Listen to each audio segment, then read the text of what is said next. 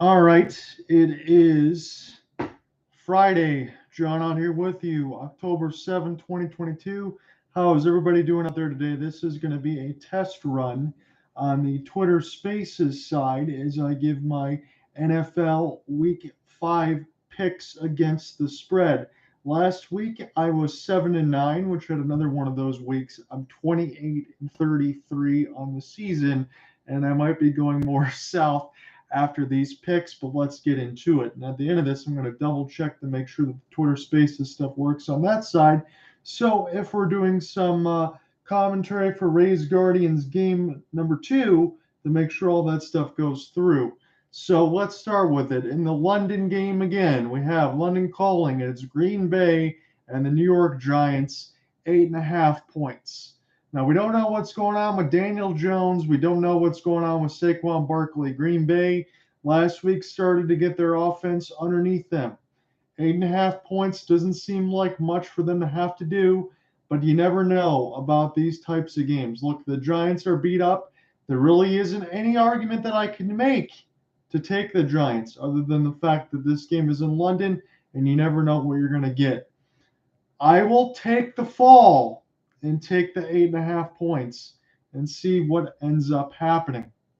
Well, Kenny Pickett certainly lived to his name last week as his first couple passes were indeed intercepted after coming in and spending time with Mitchell Trubisky.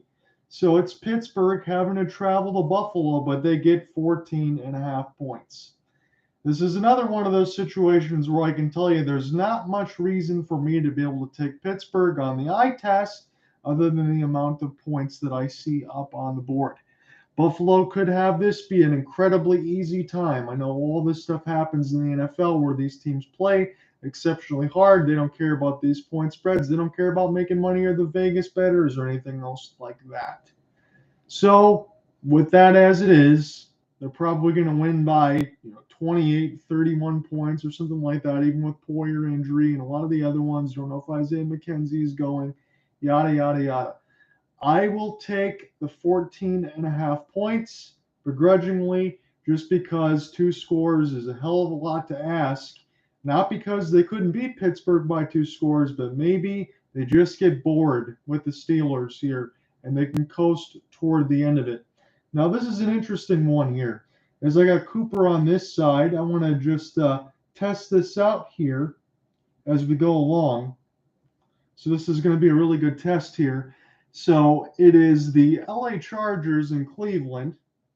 So Cleveland is going to be getting 3.5 points as they're at home. And I know with Nick Chubb and everyone else that's out there, they can definitely run the ball against the Chargers. Justin Herbert is still banged up. 3.5 points. All you got to be able to do is run the ball and keep it. If they end up chewing clock, maybe they can find a way to win this one. Cooper, are you on this cast with me right now as I'm doing this test? John, I think surprisingly, my friend, we are live. We are live, and we are now talking football. And if you share this recording with anyone, John, you need to preface it by saying that you are a sports expert across the board. I thought I was going to catch you talking hockey, and you're going over Nick Chubb's running and Justin Herbert's rib injury. What can't you do, John? So I wanted to do this because I wanted to get a test for doing some baseball stuff tomorrow. So I wanted to send you that invite and make sure this was working. So just to reiterate, and then I'll get back into the picks I have to do every week because I'm kind of in a pool there. And I want to take my $58 and kind of turn it into some money, though I haven't done in the last couple of years. So we normally do a lot of hockey things like that. And Colorcast aficionados are kind of moving into Twitter Spaces. So if this seems to work for you, Cooper, when we do something next week, whether it's going to be a Flames game against the Avalanche or the Oilers, my theory is that you're going to start this, and then I will join in with you, and it will work as it will, if that sounds good to you. Yeah, I think that sounds great. Also, just great to hear you back on the mic again, and happy to be with you as always. I mean, gosh, we have so much to catch up on, but I'm glad that this test is working out. It seems like the audio quality is pretty solid. I'm hearing you very clearly on my end. And all I can tell at this point is that I definitely need to change my Twitter picture, which is from like 2011. So that's That's something I need to take care of, stat. So here's the thing I want to do. I got to finish these really quickly here, so it might take me like, I don't know, 7 to 8 minutes. But do you want to stick around like for an extra 10 minutes to chat after, if you can? Yeah, I'm curious to hear what you're going through, so I'll just listen as a fan, and then we can jump in whenever. All right, sounds good. So I'm going to take Cleveland on the points, as I said, with the 3.5, and then we will move on here between Jacksonville and Houston. So Jacksonville, there's a lot going on with Trevor Lawrence, and he seems to be playing well of late. You got Houston on the other end with Davis Mills. Now, I made this mention of this last week, and I finally went against my intuition. Houston was a perfect 4-0, even though they were never favored against the spread, and I was happy within the first 3 weeks when I took the Houston Texans. I'm going to learn my lesson and go back to Houston, as they always seems to be able to keep games close. Give me this 7.5 points. So right now, if you're following along with me, the first 4 games have taken all dogs, which probably means that I'm going to accrue to that 28-33 record and have it go more south. But that's just me. So Minnesota and Chicago. Chicago laying the 7.5 as they travel to Minnesota. It's an NFC North rivalry per usual. Kirk Cousins and Justin Fields. So Justin Fields, within the last few weeks, has not been able to actually pass the football. And yet Chicago kind of find themselves a little close. They kept the spread against the Giants. Now Minnesota seems to be the taste of that division along with Green Bay. There is everybody picking Chicago. I'm going to go against it. I think the Minnesota Vikings will cover that 7.5, and they'll find a way to make me happy and get a win. Now, here's an interesting one for me. The Detroit Lions, I've been off and on with them right now. A couple wins, a couple losses as far as taking them on the spread. Now, New England, nothing would make me happier than the Lions to even just cover the spread here, but to be able to get another loss against Matt Patricia, who should be doing nothing more than cleaning toilets besides being a defensive coordinator, but I digress. With all of the injuries last week with the Lions, they were still able to put up a big number on the Seahawks, and then they still lost the game.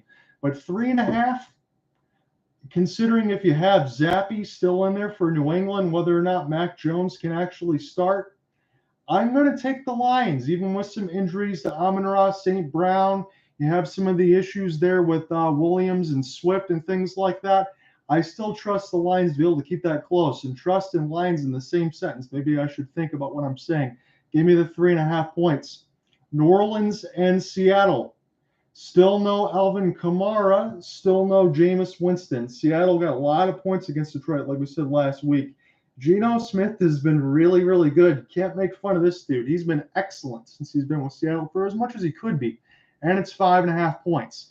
Give me the Seahawks. I think that they will cover in this game. What do you think, Cooper? I know this is your team. Are you following anything along with the Seahawks? Yeah, actually, I'm surprised, John. I agree with you completely. I think that you have to trust what we've seen now. We're well over a month into the season, this NFL season, and Geno Smith looks like, let me put it in this way, he is still in the game manager tier of quarterbacks, but he is an elite member of that tier. Obviously, he's no Aaron Rodgers. He's no Herbert when he's completely healthy. He's no Tom Brady when he's at his best. But Geno knows what he's doing, and I think the points you made with Kamara still being out and New Orleans being banged up, their quarterback situation still shaky. So I like that bet that you made. I think you're going to win that one. So here's a saucy pick for me. It is Miami and the Jets, and everybody was holding their collective breath with Tua Tagovailoa over the last couple weeks, whether it's doctors, owners, discrepancy, anything else like that. Tua was out there, was not able to get away from some of the horrific injuries that it looked like, little woozy and everything else. Teddy Bridgewater comes in, and Teddy Bridgewater is one of those quarterbacks that has been around for a while, but to me, he's not just a backup quarterback for the sake of being a backup quarterback. He can get the job done. Miami is banged up everywhere, and the Jets seem to be able to play well still. But I will take Miami in this 3.5 points because I trust in Teddy Bridgewater maybe to find a way to get it done. It could be right off the edge of that spread there, but give me the Dolphins. Now, Tom Brady, you can talk about some of the things you want to, whether it's funny and in the media. Yes, you got a lot of money between Tom and Giselle and some of the other issues that they're going through, but it doesn't really seem to matter and affect Tom Brady on the field. This is Atlanta. This is another one of those teams that, just like Houston, has been good to me in the spread with the 8.5. But I think this is going to be a big get-right game here for Brady.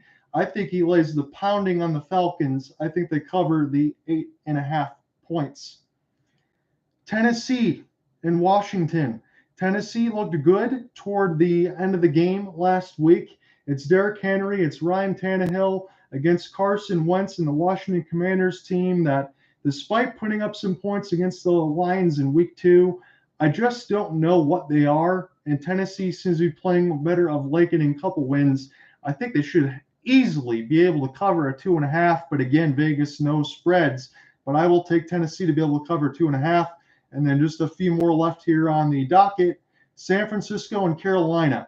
San Francisco is coming off of the short week against a pretty much demolishing of the Rams, if you will, but that is the big-time Kyle Shanahan, Sean McVay special, as Kyle Shanahan usually finds a way to get that one done. It's Carolina and 6.5, as San Francisco travels over there. I will take San Francisco on a short week.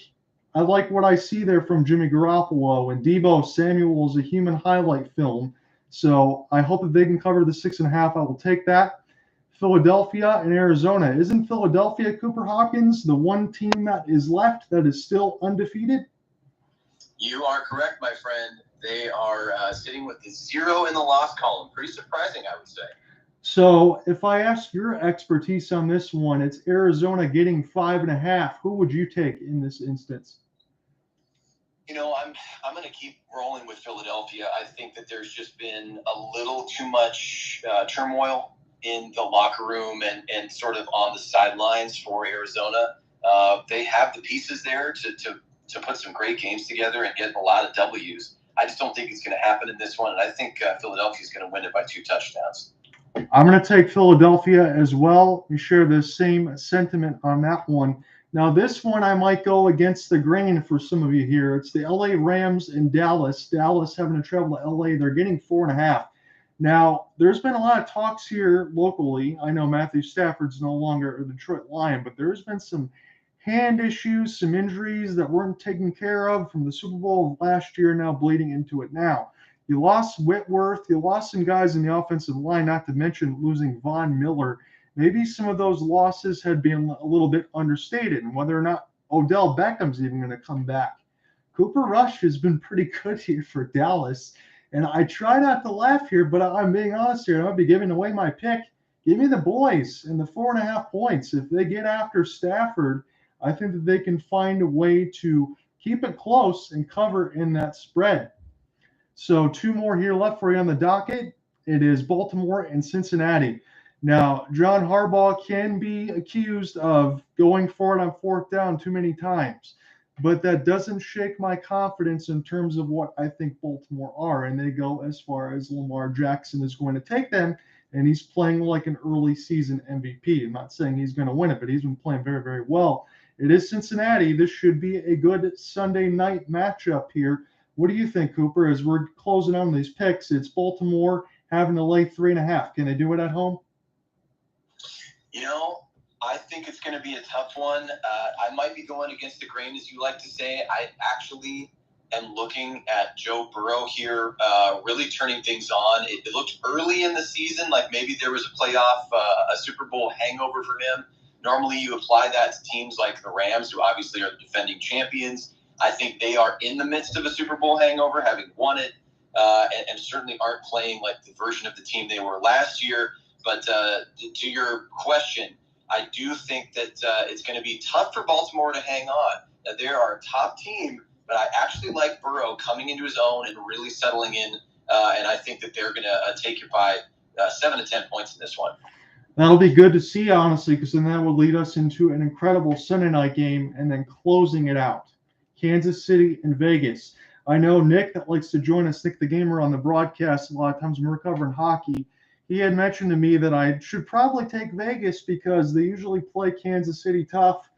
Vegas did get their first win of the season. They are now 1-4. It's a 7.5-point spread at home.